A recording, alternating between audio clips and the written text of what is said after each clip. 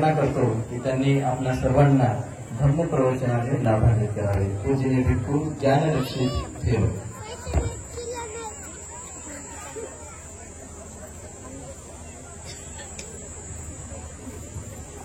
तीनदा सर्वजण साधू म्हणा. साधू साधू साधू.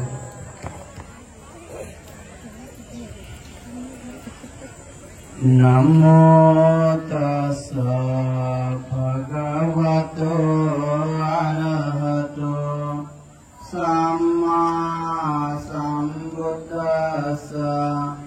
नमो तस्सा भगवतो अरहतो सम्मा सम्बुद्धस्सा.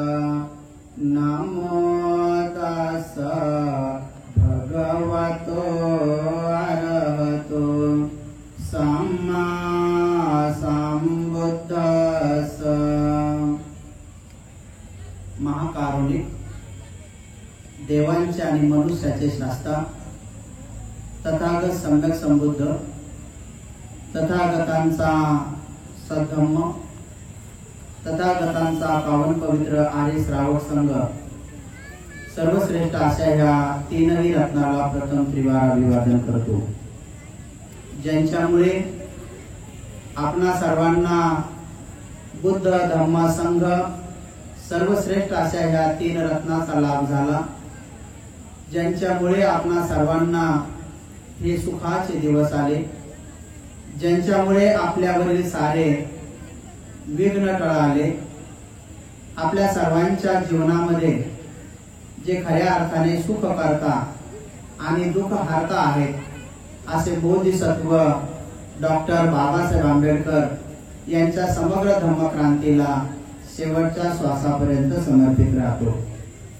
आजच्या या पवित्र अशा शुभरात्रीला भगवान तथागत सम्यक संबुद्धाच्या 2568व्या जयंती महोत्सवाच्या शुभ मुहूर्तावर महाविहार बावरीनगर दाभर या ठिकाणी 2568 दीपाने 2568 धूपाने आणि 2568 पुष्पाने पूजा करून भगवान तथागत सम्यक संबुद्धाची ही वैशाख त्रिविध पावन पवित्र पौर्णिमा साजऱ्या करण्यासाठी सन्मानपूर्वक या ठिकाणी आमंत्रित केलेले पूज्य धम्मसेवकजी महास्थविर महाराष्ट्र प्रदेश भिक्खू संघाचे सन्माननीय अध्यक्ष, त्याचबरोबर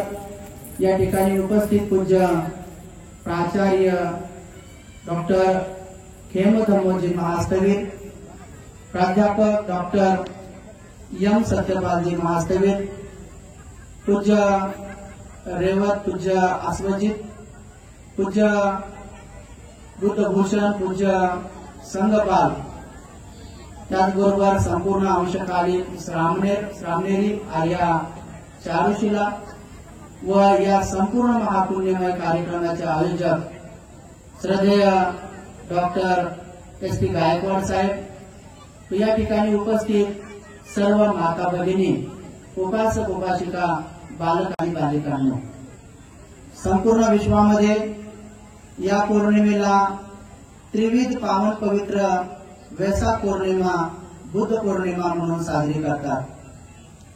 त्रिविध अंगांनी ही पौर्णिमा कशी पवित्र आहे असं नुकतंच आपल्याला पूज्य धम्मसेवकजी महास्थविर यांनी आताच आपल्याला सांगितलेलं आहे.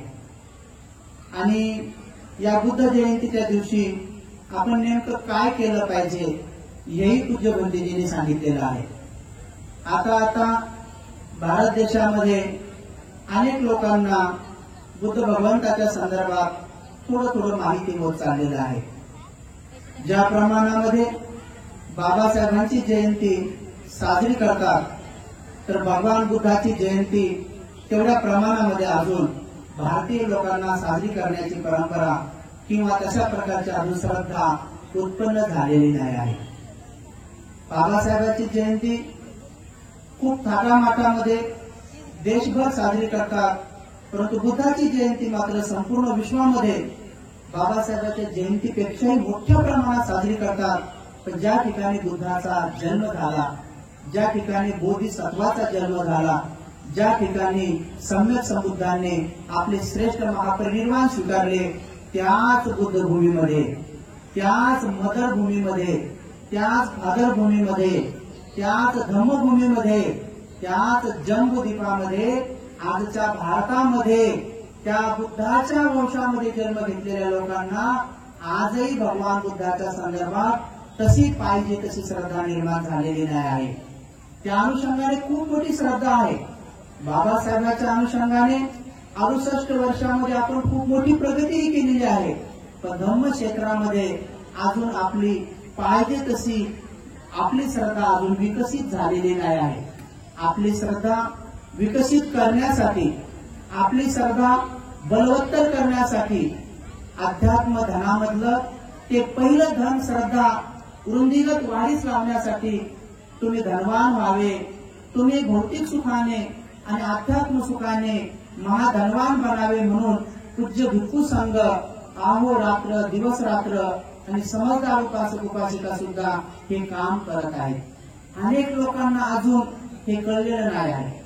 भारत देश हा उत्सव प्रिय देश आहे. भारतातले लोक हे उत्सव मानणारे लोक आहेत.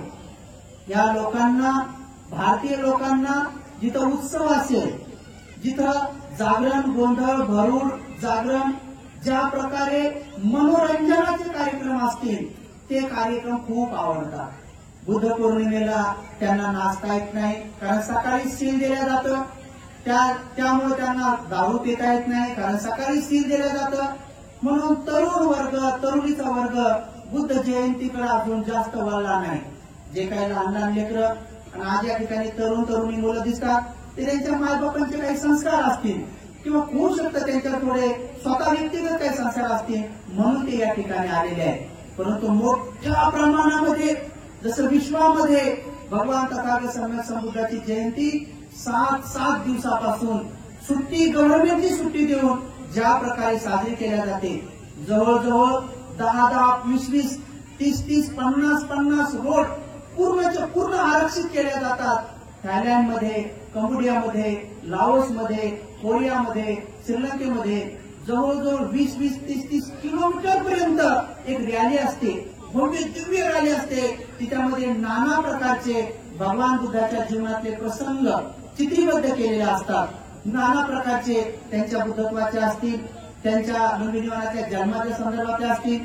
त्यांना धम्मचक्र प्रवर्तन करताना त्या पंचवर्गीय भिक्षूंच्या चित्रीकरण असेल, महापरिनिर्वाण भगवंतांनी प्राप्त केले ते कुशीनगरचा प्रसंग असेल, नाना प्रकारे सुजाताच्या बद्दल असेल, विशाखाच्या बद्दल असेल, अंगुलीमालांच्या संदर्भात असतील, पूजा अनंताच्या बद्दल असेल, सारे प्रसंग चित्रीकरित करतात. वेगवेगळ्या प्रकारे भगवान बुद्धाच्या जीवनावरले देखावे तयार करतात. खूप सुंदर सजवतात, एवढं सुंदर सजवतात की जणू पृथ्वीवर स्वर्ग दिसावा, जणू पृथ्वीवर ब्रह्मलोक दिसावा, अशा प्रकारे शास्त्र भगवंताची जयंती मोठ्या थाटामाटात साजरी करतात. कमीत कमी 20 लाख, 30 लाख, 40 लाख रुपयाचं मोठं डेकोरेशन ठेवतात. 1 कोटी रुपयाचं डेकोरेशन करतात. गव्हर्नमेंट त्याच्यावर बक्षीस ठेवतात की सर्वात जास्त डेकोरेशन कोणाचं आहे, पहिला नंबर कोणाचा आहे, आणि म्हणून गव्हर्नमेंट त्यावर बक्षीसही ठेवतात. गव्हर्नमेंटची स्पेशल एक समिती त्या पूर्ण डेकोरेशनचं सजावट पाहण्यासाठी जातात. ती सजावट पाहतात आणि त्यातला पहिला नंबर कोणाचा आला आणि त्याला गव्हर्नमेंटच्या वतीनं सर्टिफिकेट देतात, त्यांचा सत्कार करतात, त्यांना बक्षीस देतात. अशा प्रकारे भगवान बुद्धाची जयंती संपूर्ण जग मोठ्या थाटामाटात साजरी करत आहे.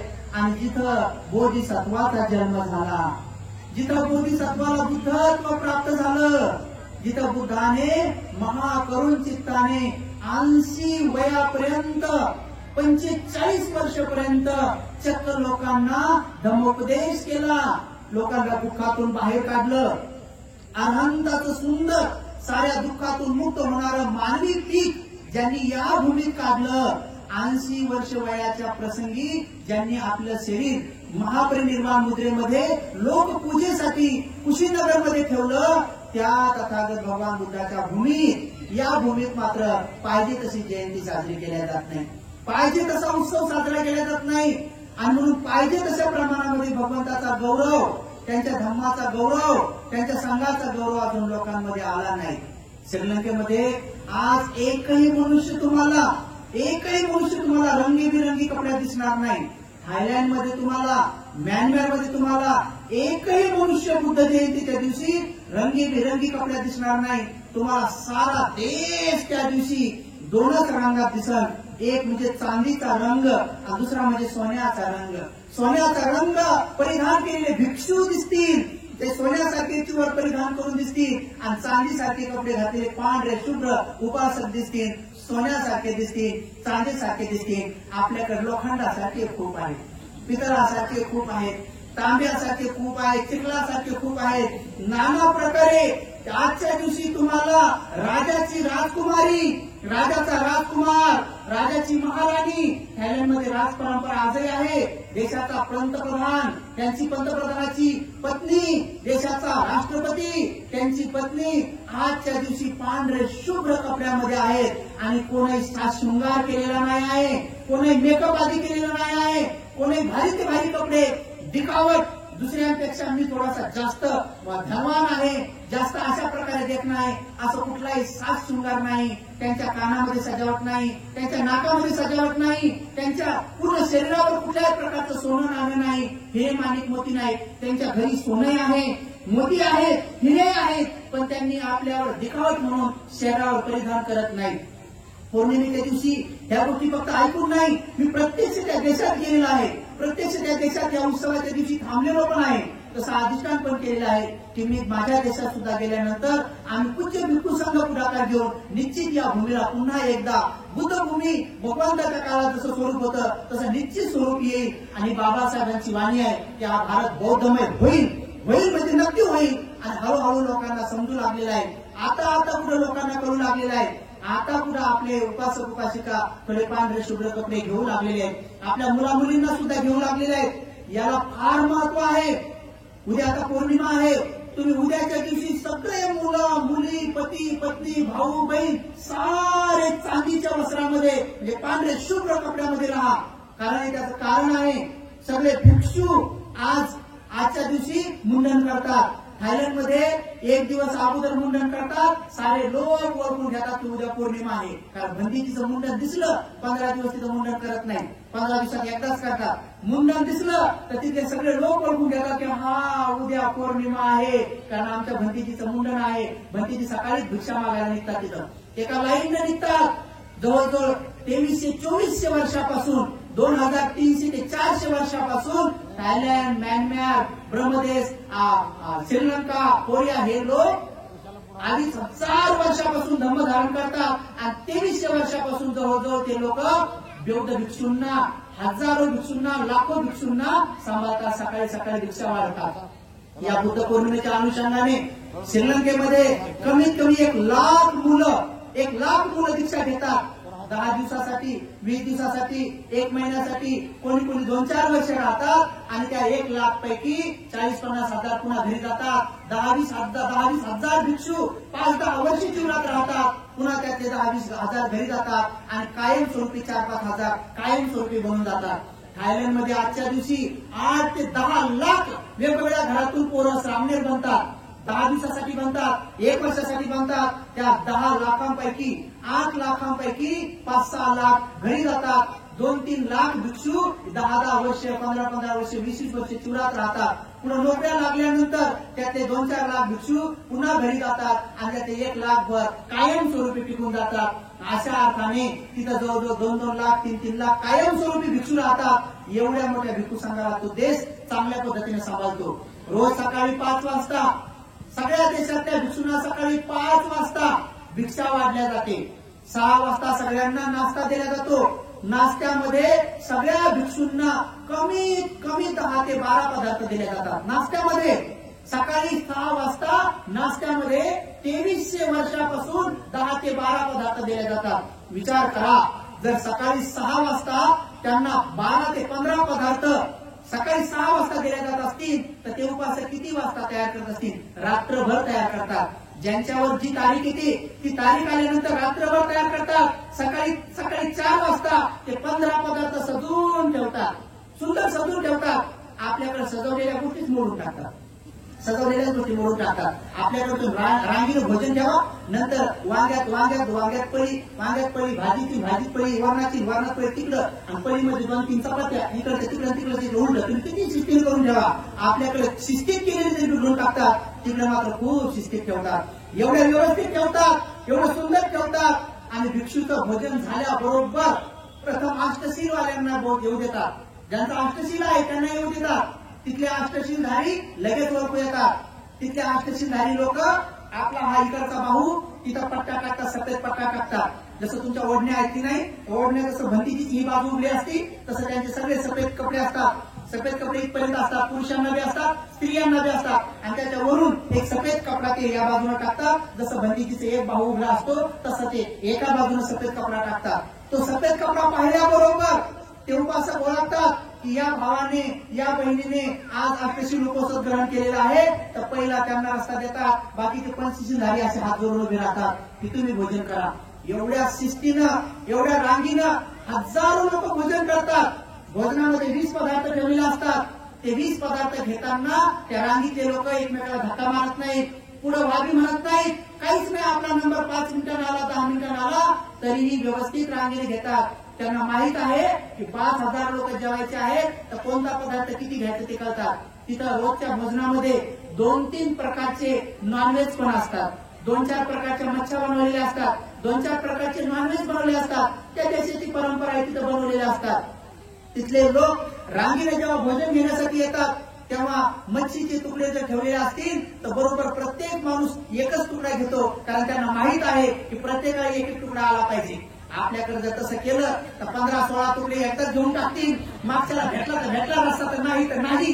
बाकी मागलं वरण तसंच पडून राहील, आपल्याकडे वरण तसंच पडून राहील. पण मात्र मच्छी कधी संपून जाईल याचा ठाम पता लागणार नाही.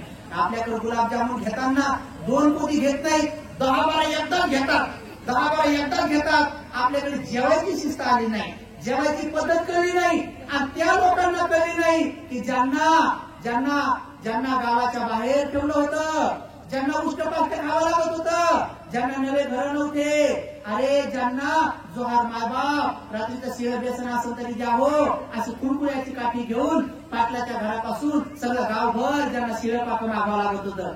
अरे दुष्काळाचे दिवस पडल्यानंतर ज्यांना गावात भिक्षाही मिळत नव्हती, ज्यांना गावात भिकही मिळत नव्हतं, गाव कुसाच्या बाहेर राहत असल्यामुळं जर गावात एखादं ढोर जनावर जर मेलं तर ते मेलेलं ढोर जनावर ओढून त्याच्यामध्ये वतनदार पद्धतीनं, त्याच्यामध्ये गुन्हेगारांना वाटा नव्हता, जे वतनदार होते त्यांना वाटा होता. ते मेलेल्या जनावराचं मांस काढायचं, आपल्या घरात वाळू घालायचं. पण पावसाळ्याच्या दिवसामध्ये त्याच्यामध्ये आळ्या पडायच्या तर आपले लोक झटकून खायचे. त्याला तुमच्या भाषेमध्ये चाण्या म्हणतात, चाण्या म्हणतात. आणखी खेडूत भाषेत त्याला डल्या म्हणतात. तर लोक तसे लंबून ठेवत होते आणि ते आळ्या पडलेलं खात होते.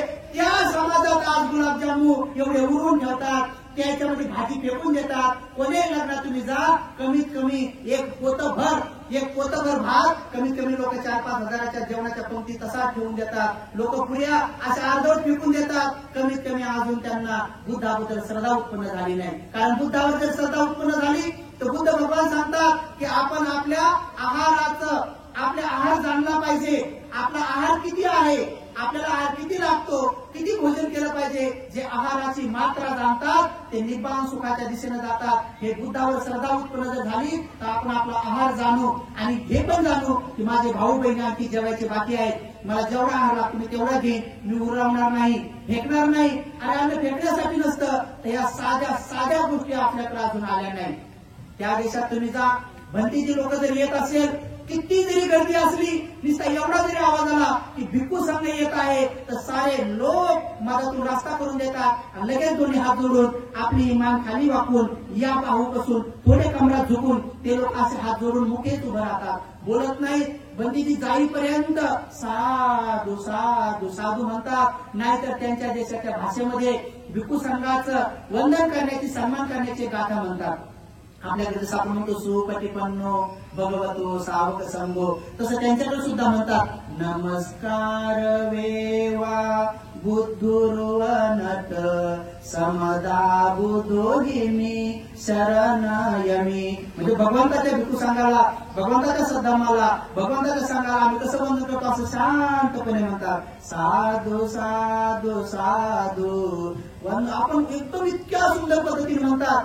भिक्खू संघ येत असेल तर कोणी माणूस उभा राहत नाही, कोणी लोक इकडे तिकडे पाहत नाही, आवाज गोंधळ करत नाही, एवढा सन्मान करतात. आपल्याकडे लग्न कार्यात जर आम्ही 4-5 भंतीजी गेलो आणि स्टेजून जर खाली उतरावं लागलो तर लोक आमच्या अंगावर धडकच येतात, आम्हाला रस्ता देत नाही, उलट आम्हाला त्याला पाहून असं झुकावं लागतं, जा तुम्ही असं बुलडोजरसारखे अंगावरच येतात. आपल्याकडे थोडंच येतात आणि त्यातले त्यात करवल्या बिरवल्या बापरे, त्या तर सजलेल्या असतात त्या कोणाच्या बापाला घेत नाही.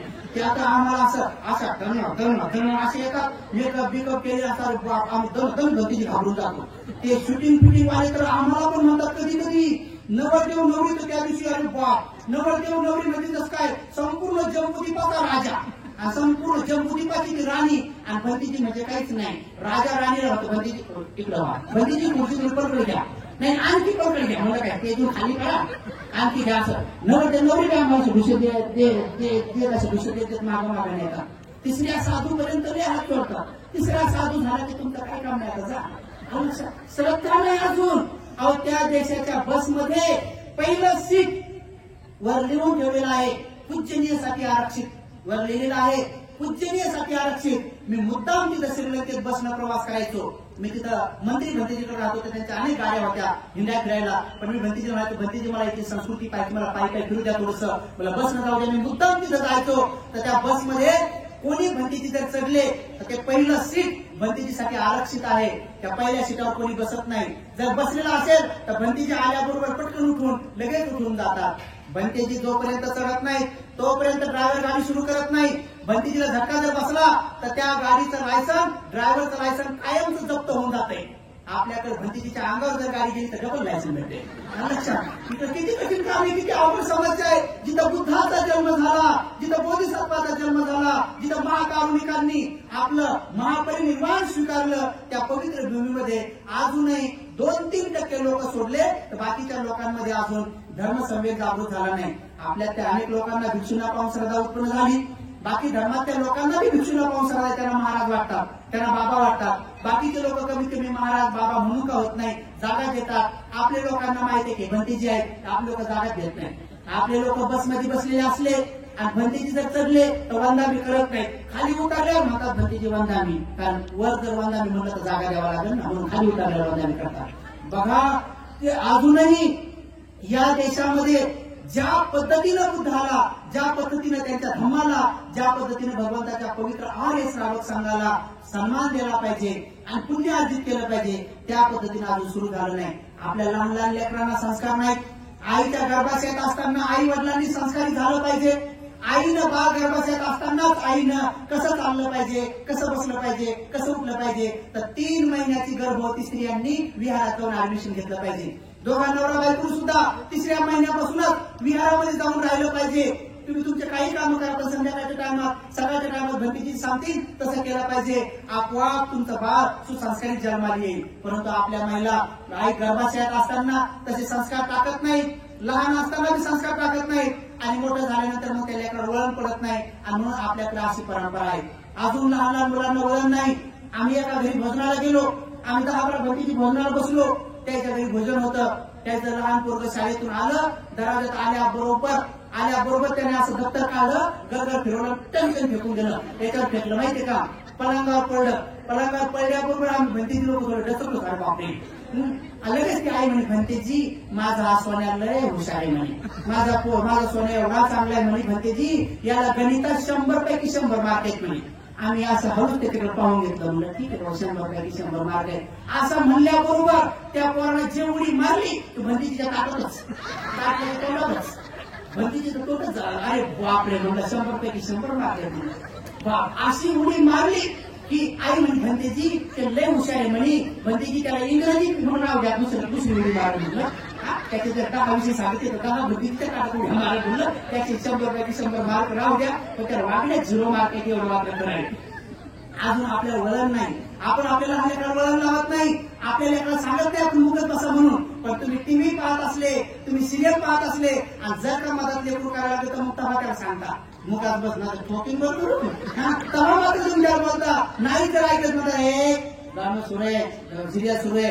सिरियल सुरू असताना लेकराला बोलले तर त्याच्या डोळे वाजता, त्याच्या असं बुका दाखवता त्याच्या दुरून असं दाखवता. पण तेच वंदना सुरू असेल, प्रवचन सुरू असेल तर लेकराला असं म्हणत नाही की बाळा मुखच बस किंवा काही बस नाही. लग्न कार्य सुद्धा तुम्ही लेकरं सोडून देता. एक लेकरू उड्या मारते, 2 लेकरू उड्या मारतात. जे लेकरं त्या लग्नात आरडतात वाढतात, जे खेळतात लयच खेळतात. श्रीलंकेमध्ये जर भंतीजी समोरून चालले तर क्रिकेट खेळणारे पोरं सुद्धा उभे राहतात, हातात टोप्या घेतात, खाली मान घालतात आणि भंतीजी जाईपर्यंत मुकेत उभे राहतात आणि भंतीजी मग पुढे गेल्यानंतर मग खेळतात. आपल्याकडचे पोरं खेळणं बंद करत नाहीत, उलट आमच्या समोरून चेंडू मारतात आणि आम्हालाच म्हणतात भंतीजी तेवढा चेंडू फेकावं. आम्हाला फेकावं लागतो. नाही फेकत हो भंतीजी, फेका ना एवढा चेंडू फेका. काय करा या देशामध्ये बघा किती उलट तिलट काम आहे. कोणाकोणाच्या घरी गेलं भोजनाला, त्या देशात भोजनाला जाण्याच्या अगोदर सगळ्या बंदीच्या आसनं टाकून ठेवलेल्या असतात, त्यावर पांढरे शुभ्र कपडे ठेवलेले असतात, बाहेर पाण्याची बकेट ठेवलेली असती, बाजूला पाठ ठेवलेला असतो, भिकुसाला जाण्याचा रस्ता सजवलेला असतो. ते कुठं बसतील, काय बसतील, भोजन कुठं बसतील, सारं नियोजन अगोदर सकाळी 1 घंटा अगोदर करून ठेवले असते. आपल्याकडे मात्र भोजनाला सांगितलं जाते आणि मग दरवाज्यात केल्यानंतर मग म्हटलं जातं बंदीची थांबा थोडसे, मग झाडू मारो पण त्याची इकडं भागवत थोडसे, त्याची इकडं भागवत थोडसे असं आम्हाला इकडं तिकडे फिरवल्या जाते. एका घरीत आम्ही गेलो आणि जाऊन आम्हाला बसवलं पलंगावर बसल्यावर भंतीजी वाढले. मग त्यांना गाद्या बिद्या टाकायच्या होत्या तर मग म्हणे भंतेजी थोड्या चादरीवर आहे तुमच्या घेता का तेवढं घेतो. पलंगावर घालून तुमच्या चादरी द्यायला नाही म्हणजे घ्या. नंतर म्हणे भंतीजी तेवढी गोदरी बी वळा म्हणजे गोदरी जर हागेला असेल तर कोण सांगावं, कारण आपल्या महिला कसं धरून पाहतात पुढे बी आहे की नाही. एवढं अजून एवढं वळण नाही आलं म्हणजे साध्या गोष्टी नाही कळल्या की काय करावं काय नाही. भोजन वाढताना बी अजून कळलं नाही की कसं भोजन वाढावं, काय भोजन वाढावं आणि भोजन करताना बोलावं नाही बोलावं, काय जेवावं नाही जेवावं. अजून छोट्या गोष्टी शिकण्यासारख्या आहेत. म्हणून हे 15 दिवसाचं 10 दिवसाचं श्रावण शिबिर घेतलं तर त्याच्यामध्ये थोडं का होत नाही प्रशिक्षण, थोडं का होत नाही कमीत कमी धम्माची ओळख, सुईच्या टोप्यावडी होत नाही धम्माची ओळख लोकांना कळून जाते आणि मग त्यांना कळतं अजून भगवान बुद्ध काय आहेत हे तर समजायचं बाकी आहे, त्याचं धम्म काय आहे ते तर समजायचं बाकी आहे, त्यांचा पवित्र भिक्खू संघ काय आहे ते अजून कळायचं बाकी आहे. म्हणून हळूहळू आपण संस्कार टाकून घ्या, नीट संस्कार टाकून घ्या. अजून आपल्या लग्न कार्यात सुद्धा संस्कार नाहीत, अजून आपल्या कुठल्याही गोष्टीवर संस्कार नाहीत. लोक 2-2, 5-5 घंटे नाचतात, 2-2, 5-5 घंटे नाचतात, लग्न कार्यामध्ये नाचतात. भंतीजीला 2-3 घंट्यापासून बसवतात म्हणून काही मोठे भंतीजी लग्न कार्यात जात नाहीत. काही मोठी भंतीजी जात बी नाही त्याच्यामुळे जात नाही कारण लोक त्या दिवशी भिक्षू संघाला काही मान सन्मान नाही. 2-3 घंट्यापासून भंतीजीला बसवतात आणि इकडं खूप नाचतात. बघा जे लोक दारू पिऊन नाचतात त्यांना पाणी घेऊन जातात. वराडाला म्हणतात पाणी पाजा जसं बायला पाणी पाजायचे. वराडाला पाणी पाजा भंतीजी आली तसं थुका घेत बसा, भंतीजी आली थुका घेत बसा. वराडाला दारू पिले काय पाणी पाजा कोणी बघा. दारू सोडायला लावतात त्याला पाणी नाही आणि जे दारू पितात त्याला पाणी पाजतात लोक. त्यातून लोकांना लग्नात कळलं नाही की कोणाचा सन्मान करावा, कोणाचा मान करावा. मी कोणाच्या लग्नात जातो संस्कार टाकायसाठी मुखात बसतो. 3 घंट्यापासून बसलो आणि 3 घंट्यानंतर दारू पिलेला माणूस आला मला म्हणे भंतेजी थोडं लवकर आठवा. आपली धनवर नवरीच नाही कोणाचा आठवा लोकांना येई कळत नाही कधी काय म्हणावं. मी मुखात बसलो होतो म्हणलं हो ठीक आहे आठवतो पण ते घेऊन नाही यायचं म्हणलं. मग ते पाहून लिहिलं तिथे गेला डबल थोड्या काय बघा नवरी आले मला हळूच म्हणत भंतेजी थोडं शॉर्टकट म्हणलं कोण केली ही कटकट म्हणलं माझं शॉर्टकट लय सोपं आहे. साधू टाकलाय हात, साधू टाकला हात, साधू ठेका पुढे चालू एवढं शॉर्टकट. मग तुम्हाला शॉर्टकटच पाहिजे तर कळत नाही साध्या गोष्टी अजून लोकांना काहीच नाही. नवरदेव नवरी डॉक्टर आणि डॉक्टरी पण त्यांना हेही माहित नाही की पूजा कशी करावी. मेणबत्ती लावण्यासाठी 2-3 वाट्या, अगरबत्ती लावण्यासाठी एखादा ग्लास किंवा फुलं ठेवण्यासाठी एखादा कटोरा, एखादा घडू पाणी ठेवण्यासाठी घडू, या साध्या गोष्टी पण तिथे ठेवावं हे पण लोकांना अजून कळलं नाही. बाबासाहेबांचे वेगळा हार, भगवंतासाठी 5 प्रकारची सुंदर फुलं, नवरदेव नवरीसाठी बाबासाहेबांपेक्षा छोटा हार असं अजून कळलं नाही. बाबासाहेबांचा छोटा हार, नवरदेव नवरीचा असा मोठा हार त्याच्या बऱ्याच माल्यांना आणि बाबासाहेबांचा सगळा धागा उभा आहे. अरे ज्या बोधिसत्वाने तुम्हाला मडवलं गावात आणलं हिरे मोत्याने सजवलं त्या बाबासाहेबांचा सन्मान कळत नाही. पण जे नश्वर शरीराचे राजदोष मान भरलेले लोक आपल्या मुलांमुलींवर मान सन्मान म्हणून मोठे हार टाकतात. एवढं कळत नाही. ते डॉक्टरीन दोघं आले आणि बुद्धाची पूजा करायची. तर मला विचारू लागले, भंतेजी मेणबत्ती कुठं लावू? आता मेणबत्तीसाठी वाटी ठेवा का नाही? मला म्हणू लागले, भंतेजी मेणबत्ती कुठं लावू? म्हणलं लावू इथं. जागा चोपडी म्हणलं ठेव लावा. तिथं काय वाटी नाही आणली म्हणलं तुम्ही ते इथंच लाव म्हणलं. कालच मुंडन केलं, लाव म्हणलं. पूर्ण विधी होतो मी असाच बसतो म्हणलं, काही एवढं करून. आणि अगरबत्ती 2 कानात दे म्हणलं बसून, एकीकडे दे म्हणलं. आता तुम्हाला कळत नाही काय करा? आवडते म्हणलं बा भंतेजी लोक आता काय करा? अरे ते असं घाबरलं. तुम्हाला एवढं कळत नाही की तिथं साध्या 2 वाट्या ठेवावं लागतात. ते एखादं अगरबत्ती लावायला मेणबत्ती लावायला हे ठेवावं लागते. साध्या गोष्टी कळत नाही लोकांना. त्याच्यानंतर एक जण असा विद्वान आला, गाथा सुरू व्हायच्या अगोदरच मला म्हणजे भंतीजी थांबा थांबा थांबा थांबा. म्हणलं काय झालं? म्हणजे भंतीजी चुकलं. म्हणलं सुरूच नाही झालं कसं? सुरू झालं तरी समजा आपण काहीतरी चुकलं. नाही भंतीजी चुकलं. म्हणलं बाबा काय चुकलं? नाही म्हणे नवरदेव नवरीची बसण्याची पद्धत चुकली म्हणे. म्हणलं काय झालं? म्हणजे नवरी उजव्या साईडला आली म्हणे. म्हणलं मग काय झालं? नाही नवरी डाव्या साईडला पाहिजे म्हणे. मला असं कुठं काही शास्त्रात लिहिलेलं आहे का? नाही म्हणे नवरी डाव्या साईडलाच पाहिजे म्हणे. मग मी त्या नवरदेवाला विचारलं, का रे बाबा तू डॉक्टर आहेस, हे पोरगी डॉक्टर आहेस, त्यांचं म्हणणं असं आहे की विधी होताना तुझी बायको डाव्या हाताला पाहिजे, तुझं काय म्हणणं आहे? ते बी एवढंच निघलं डॉक्टर असून बी.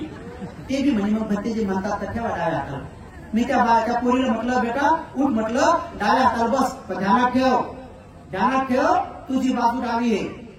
एक पक्क ध्यानात ठेव, तुला उजव्या साईडनं उठवलंय आणि डाव्या साईडनं बसवलंय आणि सांगितलंय तुला की तुझी डावी बाजू आहे. आता इथून पुढे तुझ्या नवऱ्याचं डोकं दुखलं तर डावीकडून दाबायचं, उजवीकडून दाबायचंच नाही. ती त्याची बाजू आहे म्हटलं.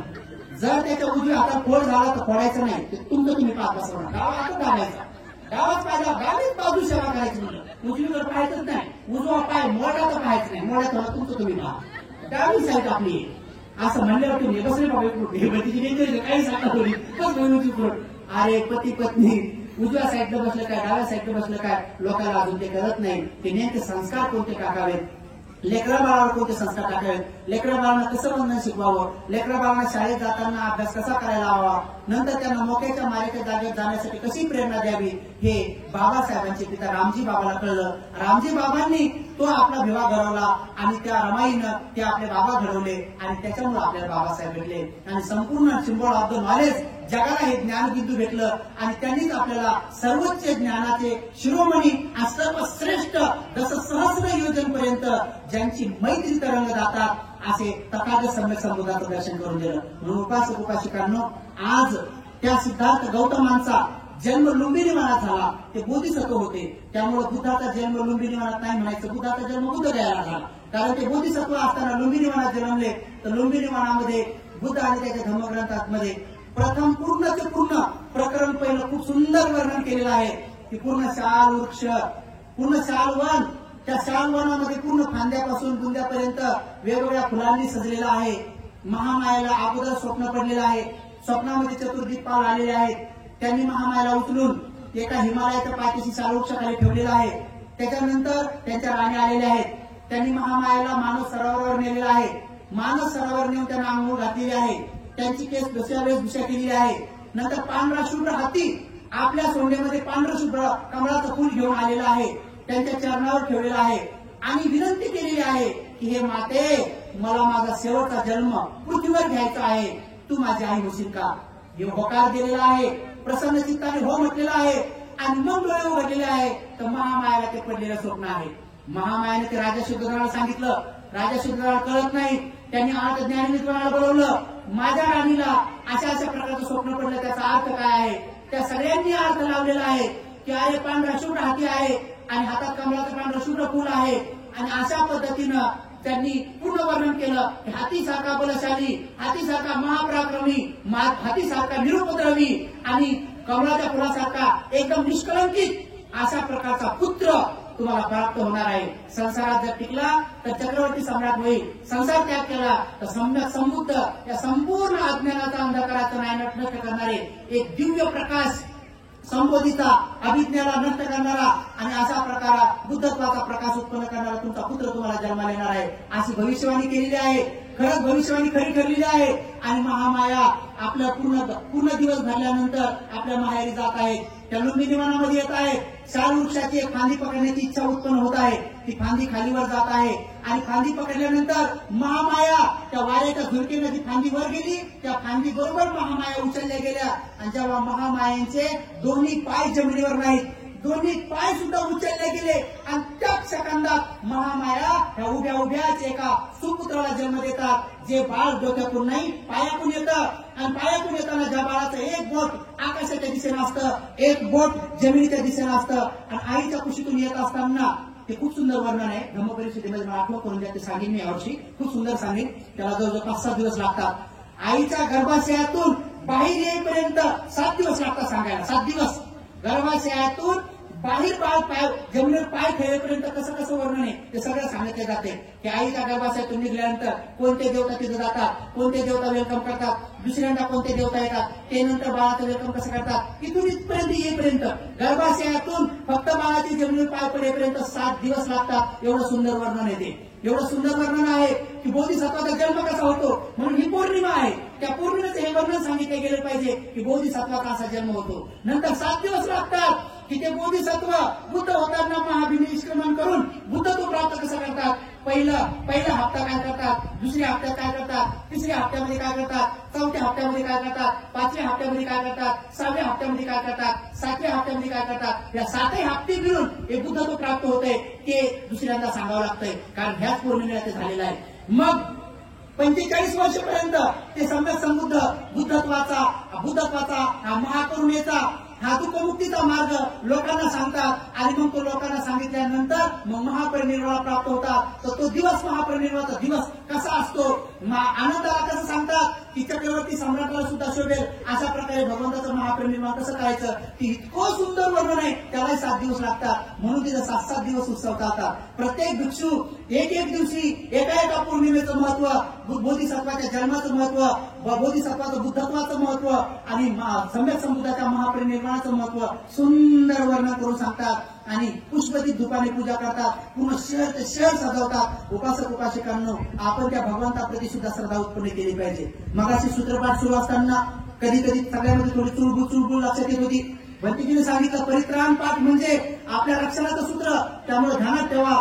कधी तुम्ही भगवान बुद्धाच्या वचनाचा पाठ जर ऐकत असेल, किती जोराचा पाऊस आला, विजा पडायचा प्रसंग आला तर तुमच्या मनात उत्पन्न झालं पाहिजे आणि भगवंताचं वचन रक्षासूत्र आहे. रक्षा जिथं आहे ते सोडून दुसरीकडे कुठं पाहता. तुमच्या घराच्या पत्रामध्ये ती ताकद नाही, तुमच्या घराच्या पत्रामध्ये ते बल नाही, तुमच्या घराच्या स्लॅबमध्ये ती हिंमत नाही, तुमच्या घराच्या स्लॅबमध्ये ती ताकद नाही की तुम्हाला या मारापासून, या अग्नीपासून, या वायूपासून, या जलापासून, या पृथ्वीच्या प्रकोपापासून तुमचं रक्षण केलं जाईल. अशा प्रकारचं ताकद बल कुठल्याही प्रकारच्या सिमेंटमध्ये नाही, कुठल्याही प्रकारच्या लोखंडामध्ये नाही, कुठल्याही प्रकारच्या फर्निचरमध्ये नाही, कुठल्याही प्रकारच्या काचामध्ये नाही. ब्लेड प्रूफ काच सुद्धा या विजेचा प्रहार सहन करू शकत नाही. भूकंपाचा प्रहार ब्लड काच सुद्धा सहन करू शकत नाही.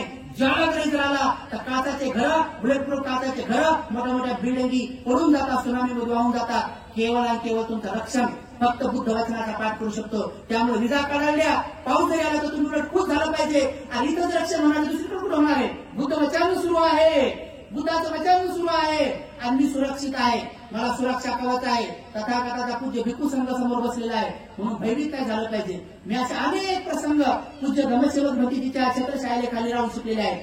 आम्ही दोघं एका ठिकाणी उपदेश करत होतो. भक्तीचं प्रवचन सुरू होतं, जोराचा पाऊस सुरू झाला. बिलकुल भक्तीचं प्रवचन सुद्धा थांबवलं नाही. आम्ही दोघं वल्ले चिंब झालो, लोकही वल्ले चिंब झाले.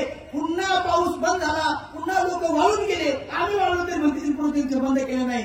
बुद्धाच्या वचनामध्ये बल असतं. जे भेकाड लोक होते, जे निवडक लोक होते ते पळून गेले पुन्हा आले. पुन्हा आले तर बाकीचे लोक कसे दिसले त्यांना. अरे म्हटलं मधल्या काळात जे तुमचं अधिष्ठान बल होतं, अधिष्ठान पारमिता होणार होती ती तुमची हुकली, अधिष्ठान पारमिता हुकली. म्हणून कधी जरी असा काही प्रसंग आला तर ठाम मांडी घालून बसायचं आणि अधिष्ठान करायचं, म्हणायचं मला अनंत होताना शेवटी हीच पारमिता ती येईन कामात. कारण सिद्धार्थ गौतमाच्या 10 पारमितापैकी जेव्हा ते बोधिवृक्षाखाली बसले तेव्हा त्यांची अधिष्ठान पारमिता कामात आली. आता हे डोंगर सुद्धा आपली जागा सोडतील, या नद्या आता उलट्या वाहतील, हे पर्वत सुद्धा आपली जागा सोडतील, माझ्या शरीरातलं हाडं सुकून जातील, मांस शुष्क होऊन जाईल, रक्त सुद्धा शुष्क होऊन जाईल, पण आता मी उठणार नाही. जोपर्यंत मी बुद्ध होणार नाही तोपर्यंत उठणार नाही असं सिद्धार्थ गौतम बोधिसत्वांनी अधिष्ठान केलं आणि बुद्ध होऊनच उठले. शेवटी ही पारमिता कामात येते. 10 पारमितापैकी तुमच्या अधिष्ठान पारमिता बलवत असली पाहिजे. बलशाली असले पाहिजे की मी आता चाललो, ठीक आहे, संपूर्ण कार्यक्रम झाल्याशिवाय मी माझ्या जागेवर उठणार नाही, मी माझ्या जागेवर हलणार नाही, असं पक्का अधिष्ठान केलं तर ही पारमिता तुम्हाला अरहंत होताना कामात येईल. ज्याची अधिष्ठान पारमिता पक्की नसते त्याचा अरहंत पद पुढे ढकलले जाते, ज्याचा अरहंत पद पुढे ढकलले जाते त्याचे केवढे जन्म वाढले जातात, त्याचे जेवढे जन्म वाढले जातात त्याला तेवढे वेळेस म्हातार व्हावं लागतंय, ज्याला तेवढे वेळेस म्हातार व्हावं लागतंय तेव्हा तेवढे वेळेस आंधळ व्हावं लागतंय, बहिर व्हावं लागतंय, मुक व्हावं लागतंय, दात पडावं लागतात, नाका कानातून घाण बाहेर पडते, कमर बारीक होऊन जाते, डोळे पूर्ण सफेद होऊन जातात, केस सफेद होऊन जातात, अंगावर सूर्या पडतात, अंग थरथर हलतंय, बसता येत नाही, उठता येत नाही, स्वतः लगी करता येत नाही, स्वतः विचार करता येत नाही, दुसरे काय आधारण राहावं लागतंय आणि जीर्ण होऊन व्याकुळ होऊन मारावं लागतंय, दुर्गतीला जावं लागतंय. जेवढ्या वेळेस तुमचा अनंतपद लांबन तेवढ्या वेळेस तुम्हाला या चक्रातून फिरावं लागेल. म्हणून तुम्ही अधिष्ठान करा, कमीत कमी तेवढ्या वेळेस तुमचे जन्म कमी होतील, तेवढ्या लवकर तुम्हाला अनंतपद प्राप्त होईल, तेवढ्या लवकर तुम्हाला जे अधिष्ठान असेल ते पूर्ण होईल. म्हणून उपासक उपासिकांनो, शास्त्र भगवंताचं रूप पाहिलं, बुद्धाचं वचन पाहिलं तर कुठल्याही प्रकारचं भयभीत व्हायचं नाही, कुठल्याही प्रकारचं विचलित व्हायचं नाही, कुठल्याही प्रकारचं वाघ, सिंह, हाती, घोडे, शस्त्र, अग्नी, वायू, जल, पृथ्वी, कुठल्याही प्रकारचे विषारी प्राणी या भगवंताच्या वचनापुढे काही करू शकत नाही. या संपूर्ण पृथ्वीपासून तर या दशसहस्र योजनेपर्यंत लाखो करोड सूर्य आहेत, लाखो करोड पृथ्वी आहेत, लाखो करोड चंद्र आहेत आणि मोजता येणार नाही अनगणित एवढे ग्रह आहेत. या सगळ्या ठिकाणी सिद्धार्थ गौतम बुद्धाचं शासन आहे. तिथपर्यंत सगळे मनुष्य लोक एक पृथ्वी नाही, अशा करोडो पृथ्वी आहेत, असे करोडो चंद्र आहेत, करोडो असे हे आहेत. आणि रतन सूत्रामध्ये प्रूव्ह झालेलं आहे, कोटी सतसहस्रेषु चक्रवालेषु देवता, चक्रवाल किती, कोटी म्हणजे कोटी सतसहस्रेषु 100 कोटी हजार चक्रवाल त्याच्या प्रकारचे देवता. अरे तुमचे भगवान तथागत सम्यक संबुद्ध साधारण गोष्ट नाही, साधारण देवतासारखी नाही. लोक साधारण देवताची पूजा करतात, ठीक आहे, त्यांच्या देवताची पूजा त्यांना लकला, त्यांचे देवता त्यांना पावन हो, कोणत्या देवताबद्दल आपल्याला काही नाही. ते देवता बलशाली असतील तर ते सुईच्या टोका एवढे बलशाली आहेत आणि ते बुद्धाचे शिष्य आहेत. बुद्ध हे देव आणि मनुष्याचे शास्त्र आहेत, जेवढे मी देवता आहेत त्या सगळ्यांचे देव आणि मनुष्याचे शास्त्र आहेत. म्हणून उपासक उपासिकांनो, सख्खा देव मनुष्यानं बुद्धो भगवती, त्या भगवंताची जयंती साजरी करत असताना घरदार, घरचं सामान, घरचं साहित्य, घरचे काही वस्तू, घरच्या साऱ्या गोष्टी, नातं गोतं सोडून आपण विहाराकडे गेलं पाहिजे. त्या दिवशी रात्रभर, दिवसभर, 7-7 दिवस पर्यंत लोक घराकडे वापस जात नाहीत. त्यांच्या भोजनाचं नियोजन तिकडंच आहे, त्यांच्या नाश्त्याचं नियोजन तिकडंच आहे. कुठल्याही विहारात उपासक लोकांच्या आंघोळीची व्यवस्था आहे. मोठे विहार आहेत, 20-20, 30-30 एकर मध्ये, 50-50 एकर मध्ये आहेत. आपल्याकडे आता छोटे विहारापैकी मोठे बनायला लागले आहेत. म्हणून बुद्ध जयंती साजरी करत असताना बोधिसत्वाचा जन्म स्वप्न पडल्याप्रमाणे लुंबिनी वनामध्ये जेव्हा ते आईच्या कुशीमधून बाहेर येतात तेव्हा त्यांचा एक हात आकाशाच्या दिशेनं, एक खाली आहे आणि तिथून घोषणा करत येतात. जेव्हा सर्वात अगोदर त्यांना सहमपती ब्रह्मा त्यांचं वेलकम करण्यासाठी, जसे त्यांनी आईच्या कुशीमधून बाहेर पृथ्वीवर येण्यासाठी प्रवेश करतात, तेव्हा सगळ्यात अगोदर ब्रह्मा येतात. ब्रह्मा जाऊन तिथं नाना प्रकारचे जे पृथ्वीवर कधी कोण पाहिले नाही अशा सगळ्या फुलांनी जाऊन आईच्या कुशीमध्ये त्यांची वंदना करतात. तिथं जाऊन त्यांच्या चरणावर फुलं ठेवतात, फुलं ठेवून त्यांना विनंती करतात, त्यांना याचना करतात. बोधिसत्वाचे निळे डोळे असतात, आईच्या कुशीमध्ये ते सगळे देवता तिथं जातात आणि तिथं जाऊन त्या आईची वंदना करतात आणि तिथूनच वेलकम करतात. त्या बोधिसत्वांसाठी आईच्या कुशीपासून तर खालीपर्यंत पूर्ण सोन्याची शिडी बनवली असती, हिरे माणिक मोत्याची शिडी बनवली असती. साधारण लेकरांसाठी पूर्ण तो नाळा असतो घाणीने भरलेला, पूर्ण नाळीने भरलेला भाग असतो. डोक्यातून आपण येतो, कुठे ते दाईला आधार देती, कुणा करत आपण येतो. बोधिसत्वाचं कसं नसतं, बोधिसत्वाचं वेलकम, बोधिसत्व हे पूर्ण घाणीने भरलेले नसतात. पांढरा शुभ्र तांदळाचा दाणा जसा स्वच्छ असतो तसं ते आईच्या कुशीतून येताना पांढरे शुभ्र येतात, पूर्ण स्वच्छ येतात. त्यांच्या आजूबाजूला नाण नसतो, त्यांच्या आजूबाजूला घाण नसते. ते येत असताना सगळ्या सुगंधी द्रव्यांनी, नाना प्रकारच्या फुलांनी, नाना प्रकारची हिरे द्रव्य जे आहेत, पृथ्वीवर तुमचा सर्वात मोठा जो आहे डायमंड हिरा, त्याच्यापेक्षा मौल्यवान देवतात ते सगळे हिरे घेऊन त्या आईच्या कुशीतच पहिले ब्रह्मा त्यांची पूजा करतात. तिथून पूर्ण दिवस त्यांची पूजा करतात. 7 दिवस पर्यंत ती पूजा करत दुसरा दिवस मग दुसऱ्या देवतांचा असतो आणि दुसरे देवता विशेष प्रकारची पूजा करतात. तेव्हा त्यांच्या आईमधूनच पुन्हा आईमधून रेशमी सुरू होतात. त्यांच्या आई चमकणं सुरू होऊन जाते. त्यांच्या आई विचार करते की माझ्या शरीरातून हे करण का बाहेर येतात, माझ्या शरीरातून हे रंग का बाहेर येतात, मी काय चकाकत आहे. हा सूर्याचा किंवा हे तुमचा प्रकाश काहीच नाही. असे अर्बो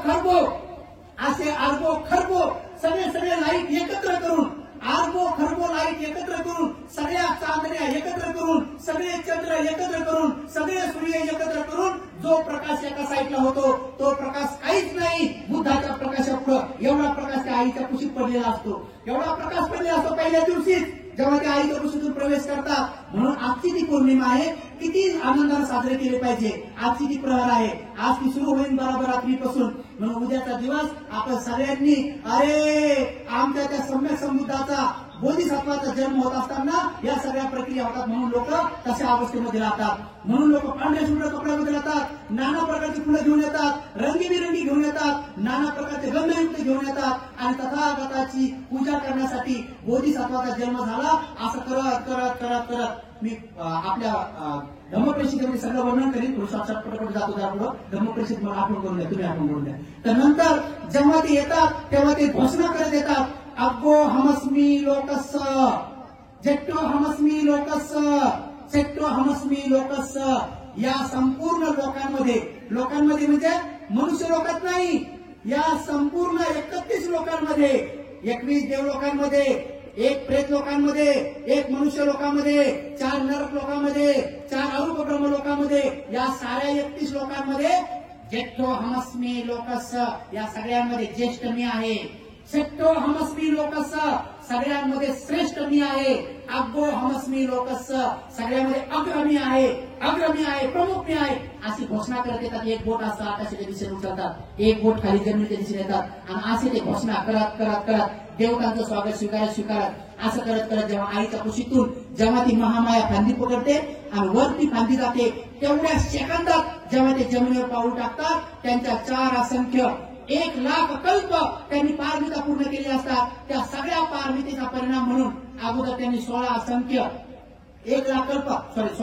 कल्प पारमिता पूर्ण केलेल्या असतात. त्या अनिश्चय पारमी असतात. त्या सगळ्या मिळून 20 असंख्य 1,00,000 कल्प पारमितेचा पुंज, 16 अनिश्चय, 4 असंख्य 1,00,000 कल्प पारमिता निश्चित दीपंकर सम्यक संबुद्धाने केले असतात. एवढ्या पारमितेचा संचय म्हणून, त्याचा परिपाक म्हणून, त्याचं फळ म्हणून जसे ते जमिनीवर पाय ठेवतात, पाय ठेवल्याबरोबर एक कमळाचं फूल उमललं जातं तिथं, त्यांचा पाय ठेवतात आणि ती घोषणा करत करत अग्गो हमस्मी लोकस्य, जेट्टो हमस्मी लोकस्य, सेट्टो हमस्मी लोकस्य. ते बोधिसत्व जेव्हा पाय ठेवतात तेव्हा त्यांची आई हे सगळं बघते, ती आई एवढी प्रसन्न असते. अहो मी किती पुण्यवान आहे, अहो मी किती भाग्यवान आहे. या बोधिसत्वाला जन्म देताना या बोधिसत्वाने माझी नियुक्ती केलेली आहे. का नियुक्ती केलेली आहे? कोणाची नियुक्ती करत नाही. बोधिसत्व जेव्हा तुषित देवलोकामध्ये असतात तेव्हा तुषित देवलोकातून जेव्हा या पौर्णिमेला त्यांना जन्मग्रहण करायचा असतो तेव्हा त्या आईच्या कुशीत आषाढी पौर्णिमेला जातात. कारण 10 महिने त्यांना पूर्ण राहायचं असते. जेव्हा त्या आईच्या कुशीत येतात तेव्हा ते पृथ्वीवरल्या सगळ्या आयांना पाहून घेतात, पृथ्वीवर पाहून घेतात की कोणती आई आहे की जिच्या कुशीत मी जाऊ शकतो. ती आई महापवित्र असली पाहिजे, तिची कोख, तिचं गर्भाशय, तिची कुश शुद्ध असली पाहिजे.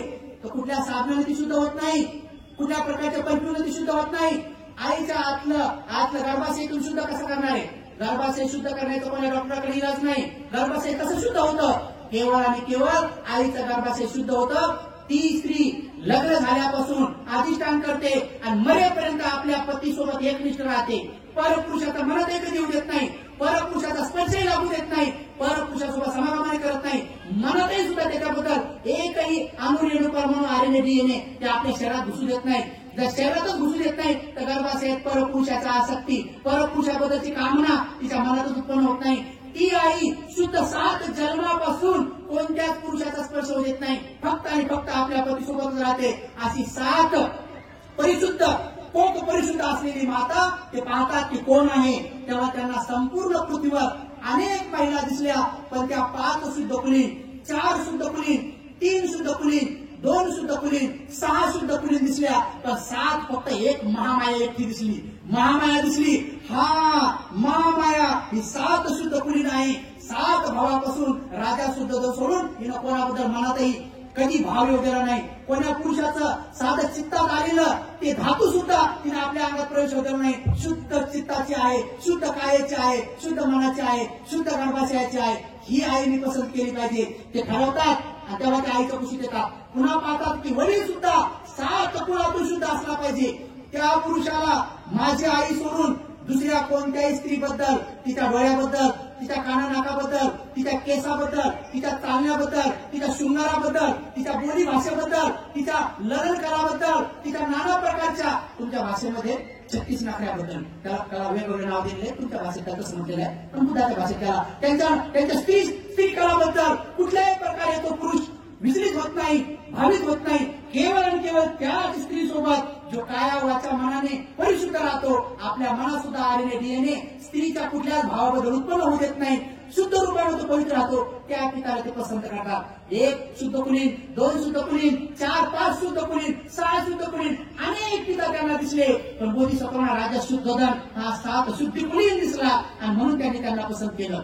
ज्या दिवशी त्यांनी पसंत केलं त्या दिवशी ते आईच्या कुशीत येतात. पण आजची जी पौर्णिमा जी आहे, वैशाख पौर्णिमा, तर जेव्हा जन्मग्रहण करायचा, जेव्हा पृथ्वीवर त्यांना यायचं आहे, तर तेव्हा ते पाहतात की अरे आपण कुठे जन्मग्रहण केला पाहिजे.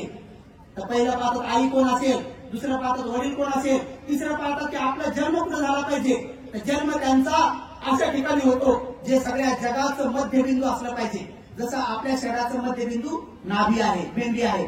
आपली बेंबी मध्य ठिकाण आहे. या बेंबीपासून हाताकडे मोजा, या बेंबीपासून ह्या हाताकडे मोजा, या बेंबीपासून पायाकडे मोजा, या बेंबीपासून टाळूपर्यंत मोजा, आपण समान भरतो. ही बेंबी आपलं नाभी केंद्र आहे. आता कोणाचा पाय खालीवर झाला तर ते उलट तिलट भरून उलट्या तिलट्या माणसाचं बसतात. एखाद्या माणसाची टेरी इकडून वाढली आणि तिकडून बसतात, भरती तिकडे 2 इंच कमी भरलं, जास्त भरलं, ते आबोधबोध तुमचं होऊ शकते. एका समान पद्धतीनं जसं नाभी केंद्र मध्ये असतंय तसं मध्य ठिकाण असलं पाहिजे, जिथं बुद्धाचा पहिला पाऊल पडला पाहिजे. तर लुंबिनी वन हे सगळ्या जगाचं मध्यबिंदू होतं. तेव्हा तिथून जग पूर्व दिशेला मोजा, पश्चिम दिशेला मोजा, उत्तर दिशेला मोजा, दक्षिण दिशेला मोजा, ते मध्य ठिकाण होतं. म्हणून सिद्धार्थ गौतमाने ठरवलं की मी तिथं जन्मग्रहण करेन. बाबासाहेबांना सुद्धा मध्य प्रदेशात जन्म गेला. मध्य ठिकाण आहे ते, मध्य प्रदेश म्हणजे मध्य ठिकाण. असं कुठं ठिकाण कोपऱ्यात तिकडं कुठं नाही. आणि बरोबर केव्हा जन्मग्रहण करायचा, तर घडीच्या काट्यावर 12च्या डोक्यावर जेव्हा तिन्ही काटे 12वर येतात तेव्हा ते जन्मग्रहण करतात. त्याच टायमात 1 सेकंद मागं नाही, 1 सेकंद पुढे नाही, 1 मुवमेंट मागं पुढे नाही. आणि बरोबर सिद्धार्थ गौतमांनी लुंबिनी वनामध्ये याच पौर्णिमेला जेव्हा प्रथम आपला पाऊल ठेवला, जेव्हा घोषणा केली, तेव्हा महामाया प्रसन्न झाली. सगळे देवता सुद्धा आपले आपले स्वागत करून गेले. आणि त्यानंतर मग पुन्हा ते बाळ कपिलवस्तूला आणलं, पुढे देवदराला नेलं आणि मग त्या बाळाबद्दल घोषणा केल्या होत्या. तसंच ते बाळ लहान मोठं झालं, 20 वर्षाचं झालं, शक्य संघाचं सदस्य झालं. एका वादावरून त्यांनी महाभिनिष्क्रमण केलं. जेव्हा त्यांनी महाभिनिष्क्रमण केलं त्या दिवशी त्यांच्यासोबत कंटक घोडा आणि त्यांचा छन्न नावाचा सारखे दोघं होते. 5 मिनिटांमध्ये सगळं विश्लेषण करतो. अवघ्या 5 मिनिटात आपलं प्रवचन समाप्त होणार आहे. कारण 3 प्रसंग तुम्हाला आज सांगायचं ठरवले ते एकाग्र चित्ताने ऐका. भोजन आहे, त्याच्यात काय विशेष आहे. हे चित्ताचा आहार तुम्हाला पुन्हा पुन्हा भेटणार नाही. आणि एकदा मला जे आठवले ते कदाचित पुढच्या वेळेस आठवलं नाही तर मग किती आवडेल का म्हणून आता आज आठवले तर ऐकूनच घ्या. म्हणजे किती वाजो तर मला भुकी आली मी रात्र सोडणार नाही. तुम्हाला काय सांगतात नाही, तुला सुट्टी येऊ देत नाही. मी बिमार आहे, मला डॉक्टरनं बरेच नाही सांगितलेलं आहे. पण आजची पौर्णिमा माझ्या सुद्धा कामात आली पाहिजे. कारण हे सगळं पुण्य माझ्या आजारासाठी सुद्धा बरं येईल. तुम्ही आज चांगलं प्रवचन ऐकलं, तुमच्या मनासराला उत्पन्न झाली, तर तुम्ही शेवटी हे म्हणा की अरे या पुण्याच्या बळानं ज्ञानरक्षित बंदीचे आजार सगळे दूर हो. तुम्ही मला बी मैत्री करा, सगळ्या भिकू संघासाठी बी करा. ठीक आहे, छोटा मोठा स्वार्थ साधला पाहिजे. बाकी तुम्ही दानपेटी टाका आणि बाकी बंदी द्या, मला मैत्री देऊन का. तर उपासक जेव्हा भगवान बोधिसत्व असतात तेव्हाच ते पाहतात की हे सगळं कसं होईल. आणि जेव्हा त्यांनी शक्ती संघातून आपला महाभिनिष्क्रमण केलं तेव्हा त्यांच्यासोबत कंठक घोडा आणि छन्न सारथी होता. हनुमान नदीपर्यंत गेले. हनुमान नदीपर्यंत गेल्यानंतर हळूच ते खाली उतरतात आणि इतक्या प्रेमानं, एवढ्या आपुलकीनं, एकदम मित्रतुल्य त्या कंठकाजवळ जातात. त्याच्या पाठीवर हात फिरवतात आणि हळूवार त्या कंठकाला म्हणतात, हे कंठका तू आता मागं फिर, इथून पुढे तुम्ही येऊ नका. हे छन्न तुम्ही आता मागं जा, पुढे येऊ नका म्हणे. तेव्हा ते दोघेही रडतात. दोघे रडणं सुरू करतात. तो घोडा सुद्धा अश्रू गाळतो. ते अश्रू टपटप सिद्धार्थ गौतम बोधिसत्वांच्या पायावर पडतात. तेव्हा हळूवार आपले स्वस्त चिन्हांकित हात, म्हणजे गौतम बोधिसत्वांच्या हातावर स्वस्तिक चिन्ह होतं.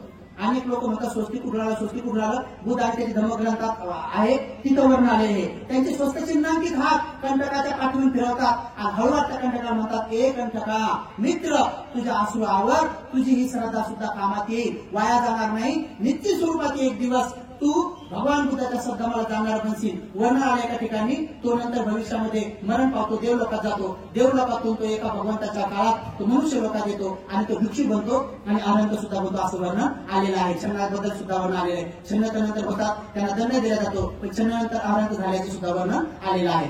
उपासक उपासिकांना छन्नाला सुद्धा सांगतात, पण छन्न त्यांना एक प्रश्न विचारतात की भगवान मी तुम्हाला एक प्रश्न विचारू का? त्यांना राजकुमार होते. राजकुमार म्हणतात, राजकुमार स्वामी मालक मी तुम्हाला एक प्रश्न विचारू का? ते म्हणतात विचारा. तुम्ही आज ग्रहत्याग केला किंवा महाविश्रमण केलं, आज तुम्ही जात आहात, तर या सगळ्या जाण्याच्या पाठीमाग वेगवेगळ्या कारणापैकी राजा शुद्धधन, महामाया आणि महाप्राप्त यशोधरा यांच्यासोबत तुमचं काही वादबीत कटबिटकर आहे का? काही असं काय आहे का? तर ते म्हणतात नाही, असं कुठल्याही प्रकारचं नाही आहे. मग तुम्ही का जात आहात? ते म्हणतात माझी आई, माझे वडील, माझी पत्नी, माझं बाप आणि सगळ्या प्रजेवर माझं खूप अगाध प्रेम आहे म्हणून मी यांना सोडून जात आहे. ते म्हणाले प्रेम आहे तर सोडून नाही जायला पाहिजे, प्रेम आहे तर सोबत राहायला पाहिजे. लोक दूरदूरचे जवळ येतात प्रेमापोटी, तुम्ही तर प्रेम आहात निघून चालले म्हणतात. मग ते म्हणतात कारण मी या सगळ्यांना मारताना पाहू शकत नाही, यांना मी मारताना पाहू शकत नाही, यांना मी मेलेला पाहू शकत नाही. म्हणजे मग मी याच्यासाठी चाललो की या मरण्याच्या, या जन्माच्या, या फेऱ्यातून मुक्त करण्याचं काही अमृत आहे का? अमृत आहे का? ते अमृत शोधण्यासाठी चाललो. आणि ज्या दिवशी मला ते अमृत प्राप्त होईल तेव्हा मी ते पुन्हा घेऊन येईल, माझ्या आईला देईल, माझ्या वडिलांना देईल, माझ्या पत्नीला देईल, माझ्या मुलाला देईल आणि सगळ्या माझ्या हितचिंतकांना आणि सगळ्या वैरांना सुद्धा जे दुश्मन समजतात त्या राजा ज्यांनी जो सरदार आहे, तर जे सेनापती आहे, ज्यांनी युद्धाची घोषणा केली त्यालाही देईल. त्याच्यासाठी मी जात आहे. आणि खरंच त्यांनी तिकडे गेले. मग ते भृगुऋषीच्या आश्रमात गेले, आलार कालामांकडे गेले, उदक रामपुताकडे गेले. त्या दोघांकडे सुद्धा वेगवेगळं ध्यान शिकलं. आणि जेव्हा बुद्ध बनले तर बुद्ध बनून आल्यानंतर त्यांनी खरंच या सगळ्यांना ते अमृत दिलं. अमृत दिलं म्हणजे त्यांनी अष्टांगिक मार्ग दिला, चतुरार्य सत्य दिले. आणि चतुरार्य सत्याचा 12 अंगांनी अभ्यास करून, अष्टांगिक मार्गाचा अभ्यास करून हे सारे अरहंत झाले. त्याला म्हणतात अमृत. अमृत म्हणजे निब्बाण, निब्बाण म्हणजे निर्वाण, निर्वाण म्हणजे स्पॉटलेस लाईफ, स्पॉटलेस लाईफ म्हणजे काळे डागविरहित चित्त, म्हणजे ज्या चित्तामध्ये रागही नाही, द्वेषही नाही, मोहही नाही, अशा संपूर्ण विकार मुक्त चित्त ज्यांचं असतं ते अरहंत पद असते. अरहंताला मारू शकत नाही. अरहंत वाटलं तर जोपर्यंत कृती आहे तोपर्यंत सशरीर राहू शकतात. ते त्यांच्या इच्छेने शरीर टाकतात. ते मार त्यांच्यावर काय करू शकत नाही, मार त्यांना मृत्यूला प्राप्त करू शकत नाही. जे मृत्यूपासून विजयी झाले त्यांना, ज्यांनी मृत्यूवर विजय प्राप्त केला ते अमृततुल्य पद फक्त निब्बाण प्राप्त झाल्यावरच प्राप्त होतं. आणि निब्बाण फक्त भिक्षूंनाच प्राप्त होतं. आणि भिक्षू होण्यासाठी मुंडन करावं लागतं, त्या काश्यावस्त्र परिधान करावं लागतात, घर त्यागावं लागतं. आणि घर त्यागण्यासाठी अशा पौर्णिमेच्या दिवशी 2-3 मिनिटे घर सोडावं लागतं. तेव्हा थोडं सोडता एखाद्या जन्म सगळं सोडायची इच्छा उत्पन्न होते. नाहीतर सध्या तुम्ही बांधलेला घराला, तुम्ही घराला बांधलेला जसं एखादं ढोर जनावर खुटीला बांधलेलं असते आणि त्याची रस्सी लंबी असते, त्याच्यामुळे जाग्यात चढतंय आणि पुन्हा तिकडे जाते, तसं तुम्ही बरोबर घराला बांधलेलं आहे. तुमची रस्सी इथं आहे, थोड्या मग पुन्हा घरी जाणार. तुम्ही कोणत्या गावाला जर गेले तर पुन्हा घरी जाता पुन्हा. आम्ही तसं नाही, आम्ही घरी जातो गेले बरं, आम्ही तिकडे गेले तिकडे जातो, आम्ही तिकडे गेले तिकडे जातो. तर याला म्हणतात संसाराच्या बंधनातून सुटणे. आणि संसाराचं बंधन तोडण्यासाठी तथागतांनी जेव्हा आलार कालामाच्या उदक रामपुताच्या आश्रमात गेले तेव्हा अवघ्या 7 दिवसामध्ये आलार कालामाकडे 7वं ध्यान शिकलं. पण एक दिवस काय झालं, आलार कालामाने घोषणा केली, ए शिष्यांनो, उद्यापासून 2 आसनं टाका, कारण जे पद मला प्राप्त आहे ते सिद्धार्थ गौतमाला प्राप्त झाले. 7वं ध्यान. आजपासून तुमचे 2 गुरु आहेत.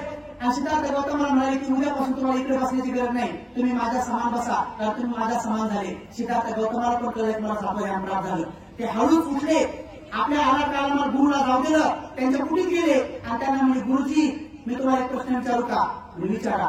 गुरुजी तुम्ही सांगता म्हणून आणि मला पण माहीत झालं म्हणून मला 7वं ध्यान प्राप्त झालं म्हणे, तुम्ही आणि मी समान झालो म्हणे, पण माझ्या मनात एक प्रश्न आहे म्हणे, विचारू का? आलार कालाम खूप चांगले होते, मी विचारा. म्हणजे 7वं ध्यान तुम्हालाही प्राप्त झाले, मलाही प्राप्त झाले, मलाही कळलंय, पण अजूनही 7वं ध्यान प्राप्त होऊन सुद्धा माझ्या मनामध्ये कामवासना आहेत, तुमच्याकडे आहेत का? आलार कालामाला प्रश्न विचारला की अजून कामवासना तुमच्या मनात आहेत का? आलार कालाम खूप चांगले होते, ते म्हणे हो अजून माझ्या मनात आहे. मग स्वामी जर तुमचं 7वं ध्यान प्राप्त होऊन सुद्धा तर तुमच्या मनात कामवासना आहेत, तर मग तुम्ही आणि मी आतापर्यंत 7वं ध्यान प्राप्त केले दोघच नाही, आतापर्यंत पृथ्वीवर लाखो करोडो संन्यासी ऋषी मुनी तपस्वी यांनी 7वं ध्यान प्राप्त केलेलं आहे. पण जेव्हा जेव्हा ते गावात आले, जेव्हा स्त्रियांच्या समोर आले, जेव्हा पैशाच्या संपर्कात आले, तर ते पराजित झालेले आहेत. कितीतरी रंभेचे पाय ताबत बसले, कितीतरी उर्वशीचे पाय ताबत बसले, कितीतरी नाना प्रकारच्या दास्यांचे पाय ताबत बसले, कितीतरी ऋषीने जंगल सोडून दिले, गावात आले, लोकांना घेतलं, त्यासाठी इलेक्ट्रिसी झाले. मग तुम्ही आणि मी स्त्रियांच्या संपर्कात आल्यानंतर पराजित होणार नाही का? त्यावेळेस आराकाला म्हटले, तुमचं म्हणणं बरोबर आहे. आपण सुद्धा जर गावात गेलो तर पराजित होऊ, पण टेन्शन घेऊ नका. आपण गावात जायचंच नाही, स्त्रियाकडे जायचंच नाही, इकडे जंगलात राहायचं, इकडेच मारायचं, मग टेन्शन घेऊ नका. तेव्हा सिद्धार्थ गौतम म्हटले, नाही, मला असं ज्ञान पाहिजे की मी स्त्रियात गेलो पाहिजे, मी पुरुषात गेलो पाहिजे, गावात गेलो पाहिजे, तरी मी पराजित नाही झालो पाहिजे. ते ज्ञान तुमच्याकडे आहे का? तेव्हा आराकाला म्हटले, नाही, मला एवढंच येतं, म्हणून तो आश्रम सोडला. आणि आराकाला गेट पर्यंत आले, त्यांना सन्मानावर वाटलं लावलं. म्हणजे कोण आहे मी काय शिकू शकतं? कोणी नाही. म्हणजे उतरग्राम पुत आहेत, त्यांना माझ्यावरची स्टेज येते. मग तिथे गेले, त्यांना तिथं सन्मान आरक्षण भेटलं. अवघ्या 7 दिवसामध्ये त्यांनी 8वं ध्यान प्राप्त केलं. आणि सेम उद्धव रामपुतांनी घोषणा केली, उद्या 2 आसनं टाका, तिकडे बसायची गरज नाही, तुम्ही माझ्या समान झालेले आहेत. आणि मग सिद्धार्थ गौतम हळूच त्यांच्या कुठे जातात आणि तोच प्रश्न त्यांना विचारतात की गुरुजी, मी तुम्हाला एक प्रश्न विचारू का? तुम्ही विचारा. तुम्ही म्हणता म्हणून, मी पण जाणतो म्हणून मला 8वं ध्यान प्राप्त झालं. तुम्हाला बी कळलं, मला बी कळलं, पण माझ्या मनात एक शंका आहे. कोणती? विचारा म्हणे. मी 8वं ध्यान प्राप्त केलं, पण तरीही मनाच्या अंतर्गहिराईमध्ये जेव्हा मी खोल जाऊन पाहतो, तेव्हा सुप्त अवस्थेमध्ये जसं गवताचे बीज उन्हाळ्यामध्ये पडलेले असतात, म्हणून ते दिसत नाही हिरवळ, पण पाऊस आल्याबरोबर हिरवळ दिसते, तसं ते सुप्त पडलेले असतात. तसे सुप्त अवस्थेमध्ये मनाच्या अंतर्गहिराईमध्ये काम वाचण्याचे बीज अजूनही आहेत माझ्यामध्ये. आपलं ध्यान असून तुमच्या पण आहेत का? बौद्ध रामपुत्र म्हणे, हो माझ्या पण आहेत, हो माझ्या पण आहेत. म्हणजे मग काय फायदा?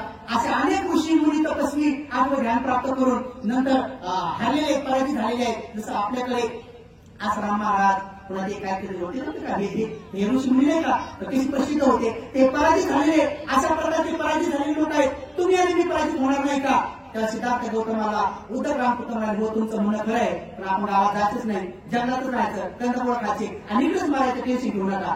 सिद्धार्थ गौतम म्हटले, नाही, मला असं ज्ञान प्राप्त पाहिजे की मी सगळ्यांमध्ये गेलो तरी विचलित झालो नाही पाहिजे, पराजित झालो नाही पाहिजे, हरलो नाही पाहिजे. तुमच्याकडे ध्यान आहे का? ते म्हणाले, नाही, आणि या पृथ्वीवर कोणाकडे नाही, तुम्ही जाऊ नका, भटकू नका, इथंच राहा. तेव्हा त्यांनी ते आश्रम सोडला, सन्मान सोडला. उद्धव रामपुत्र त्यांना वाटा लावायला लागले. आणि मग ते पुढे आले, त्यांचे 5 शिष्य ते त्यांच्या सोबत होते. आणि मग त्यांनी 6 वर्ष कठोर तपश्चर्या केली. 6 वर्ष कठोर तपश्चर्या केल्यानंतर मग मात्र त्यांनी पोटपाठ एक होऊन जाईल, या पृथ्वीवरला सगळे उपास तापास काय काय ते सगळं करून पाहिलं. पुढे त्यांना ज्ञान प्राप्त झाले नाही. पण मात्र त्यांनी नंतर त्या सेनानगरच्या गावामध्ये विशाखानं वडाच्या झाडाला एक आपला व्रत केला होता. वडाचं झाड हे काश्यप बोधी आहे. काश्यप सम्यक समुद्राचे त्याला ज्ञान प्राप्त झालेलं आहे, म्हणून त्याला काश्यप बोधी म्हणतात, त्याला निवृत्त बोधी पण म्हणतात. उंबराच्या झाडाकडे सुद्धा एक सिकी नावाच्या बुद्धाला ज्ञान प्राप्त झालेलं आहे. त्यामुळे उंबराचं झाड, वडाचं झाड हे हिंदू धर्माचं नाही असं पुढे धरू नका, ते दोन्ही बोधी वृक्ष आहेत. पिंपळाच्या झाडाकडे सिद्धार्थ गौतमाला ज्ञान प्राप्त झालेलं आहे. लवकरच मी अभ्यास करत आहे. 27 सम्यक समुद्राला कोणत्या झाडाचं ज्ञान प्राप्त, सगळे झाडं शोधून काढणार असतील, पण त्यांना नाव वेगळे पालीमध्ये मराठी काय म्हणतात त्याचा शोध घेत आहे. लवकरच लोकांचे झाडं सुद्धा माहीत होऊन जाईल की त्या झाडाच्या आज आपण बोधीची पूजा केली तर ती सहज पूजा नाही, कारण आपल्या भगवंताला त्याच्याकडे ज्ञान प्राप्त झाले, ते बोधी वृक्ष आहे. म्हणून ते वडाच्या झाडाची नवस केला होता आणि ते नवस तिथे दासी खेळायसाठी आली. पण जेव्हा सिद्धार्थ गौतमाला पाहते तर तेव्हा त्यांनी पाहिलं का देवता आहे की काय, आणि म्हणून ते दोघी जण येतात आणि विनंती करतात, हे देवता आमची खीर घ्या. तेव्हा ते म्हणतात, हे बहिणी, मी देवता नाही, मी राजा शुद्धोधन महामायाचा पुत्र आहे. महाप्रजापती गौतमीने माझा सांभाळ केलेला आहे आणि मी अशा प्रकारचा अमृत तुल्य ज्ञान प्राप्तीसाठी ग्रह त्याग केलेला आहे. तर ते म्हणतात, तुम्ही जे असाल ते माझं खीर स्वीकारा. तेव्हा ते 49 घास त्या खीरीचे घेतात, स्वीकारतात. ते पात्र आजच्या रात्री, आजचा तो दिवस आहे, आज त्यांनी ती खीर खाल्ली आणि ती खीर खाऊन ते पात्र त्यांनी सकाळी त्या नदीत टाकलं आणि अधिष्ठान केलं, सत्यक्रिया केली. जर मला बुद्धत्व प्राप्त होणार असेल तर हे पात्र प्रवाहाच्या उलट्या दिशेने वाहू देईल. आणि खरंच ते उलट्या दिशेने वाहिलं. काळ नावाच्या राजाच्या काय जाऊन थांबलं. हे सगळं बुद्धाचे धर्मग्रंथात वर्णन तुम्ही वाचलं असेल. पण जेव्हा त्यांनी खीर खाल्ली त्याच रात्री त्यांना स्वप्न पडले. आजच्या रात्री त्यांना 5 स्वप्न पडले, 5 स्वप्न पडले. त्याचं पहिलं स्वप्न पडलं, संपूर्ण शरीर त्यांना एवढं मोठं दिसलं की जम्बुदीप त्यांच्याकडे झाकलं. हे भारताचं जे नकाशा आहे ना, भगवान बुद्धाला पडलेलं पहिलं स्वप्न आहे. हे असं त्यांचे हात, या हाताखाली पूर्ण पुटी झाकली, या हाताखाली पूर्ण झाकली, या पायाखाली पूर्ण पुटी झाकली आणि डोक्याचं हिमालय उशी झालं. आणि पाय समुद्राला लागले. हे हात पण समुद्राला लागला, हा हात पण समुद्राला लागला. त्यांनी पहिल्या स्वप्नाचा अर्थ पाहिला की मला हे स्वप्नाचा अर्थ काय.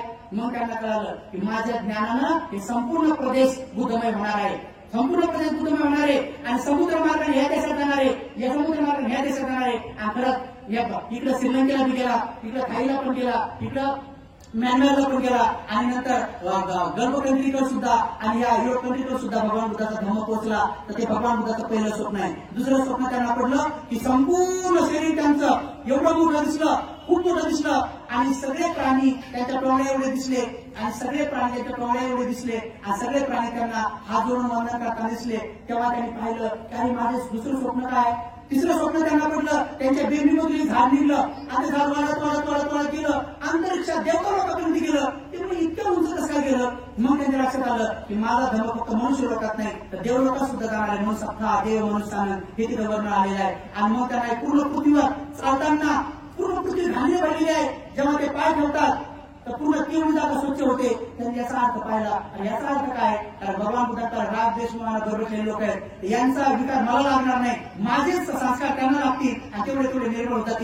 25 पालन करतील तेवढे निर्मळ होतील, 88 पालन करतील जास्त निर्मळ होतील, जर 75 पालन करतील अधिक निर्मळ होतील, 227 पालन अधिक निर्मळ होतील, आज सकाळी चतुराली सत्याचं दर्शन घेतील, 6 अग्नी दूर करतील, आकांक्षित मार्ग लागू होतील, तर सारे निर्मळ होतील. हे त्यांना एक चौथं स्वप्नाचा अर्थ कळला. आणि 5वं स्वप्न दिसलं की त्यांच्या शरीरावर नाना प्रकारचे पक्षी येतात, वेगवेगळ्या रंगाचे येतात, पण त्यांच्या मांडीवर बसले, त्यांच्या हातात बसले की सफेद होतात. हिरव्या रंगाचे, भुऱ्या रंगाचे, लाल रंगाचे, वेगवेगळ्या रंगाचे येतात, पण त्यांच्या मांडीवर बसले की सफेद होतात. त्यांनी विचारलं हे कसं काय. मग त्यांनी विचार केला अरे रंगाचं म्हणजे हिरवा रंग, पिवळा रंग, अरे धर्माच्या नावाकडे लोक रंगाचं राजकारण करतील, रंगानं बरोबरली जातील, एकमेकात द्वेष करतील, पण ते माझ्याकडे आल्यानंतर ते मात्र मैत्री करुणा बंधुभाव शिकतील, शील समाधी प्रज्ञा शिकतील, मग ते सतत कपड्याचे भिक्षू उपासक बनतील. अशा प्रकारचे 5 स्वप्न पडले आणि परत ते त्या झाडाखाली पिंपळाच्या झाडाखाली बसले आणि त्यांनी पहिल्या दुसऱ्या तिसऱ्या प्रहारामध्ये कुप्यानुसूतीचं ज्ञान, पूर्वजन्माचं ज्ञान, प्रतीक समुत्व सिद्धांत आणि कार्यकारण भाव या तिन्ही अंगाने त्यांनी बुद्धत्व प्राप्त केलं.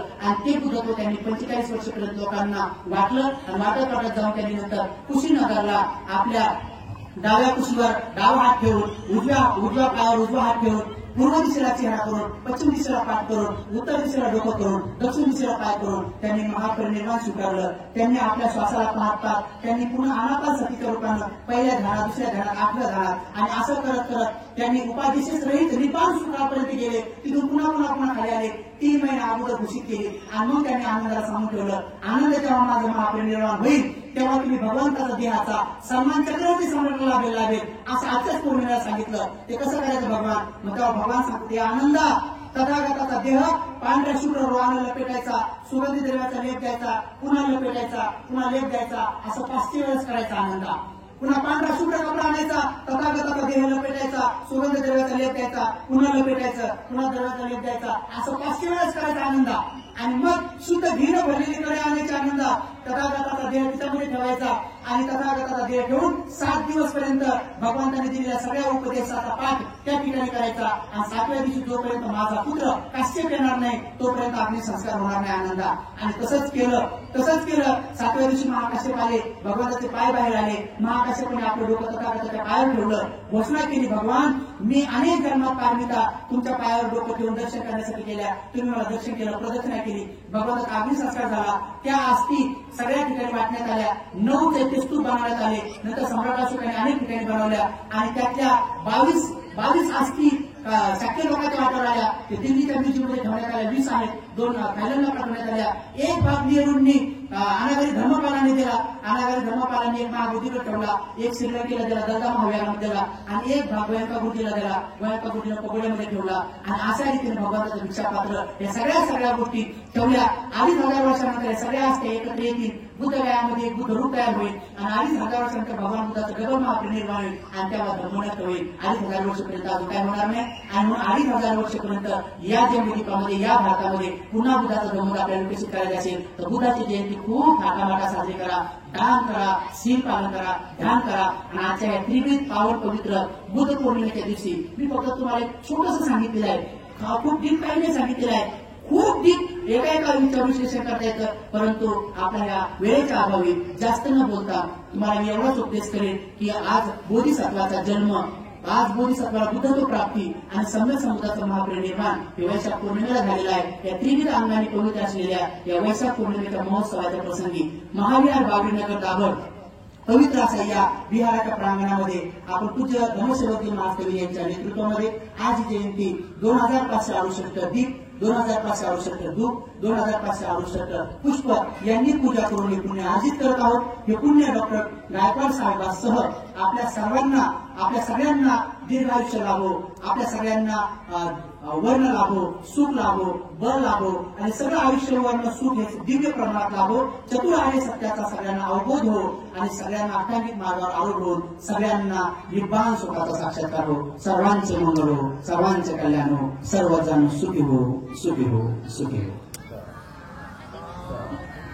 साधु साधु साधु.